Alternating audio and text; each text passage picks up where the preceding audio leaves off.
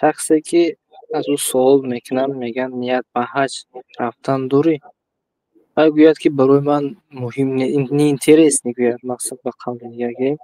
آیا در ایمان و شگون خلل مثل ضرر میرسد؟ اگر اگر به هر حال یک بار اول فهمانیده میشد. یعنی حج برای مسلمان فرض است گفت. این فرض و من به این کارهای دین عموما اینترس نمیگود و علاقه از دین برآمدگی است. دیروز وقتی درباره حج گپ زدیم یک آدم در زیر نوار بود در کجای نوشته است که ای داملا من در روسیه شب و روز کار میکنم اویلی که ما میگیریم به خانه میفرستانم چه خیلی تو حج فرض است میگویی من با کدام پول حج روم گفتم خیلی نوشته است بفهم آخر تو مکتبم نغز نخوندی تو اصلا سخن نمیفهمی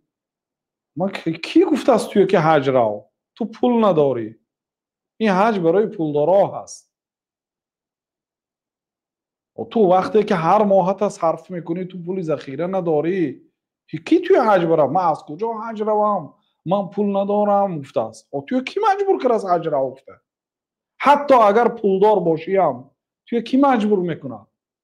کسی پول دارد و به حج نمیرد او اختیار داره خودش شریعت مجبوری نیست ما تو مجبور کرده نمیتونیم نخواهی نرو فمن شاء فلیؤمن و من شاء فلیکفر الله تعالی میگه که کسی خواهد ایمان بیاره کسی خواهد کافر شود هیچ کس تو مجبور کرده نمیتونه تو کمبغل باشی تو هیچ کس امر نکرده از حج را گفته سخن نمیفهمد این مردم بعد میگه که ای فلانی من از کجا پول یافته روم و هیچ کس تو نگفته است پول یافته رو کسی پولدار باشد میره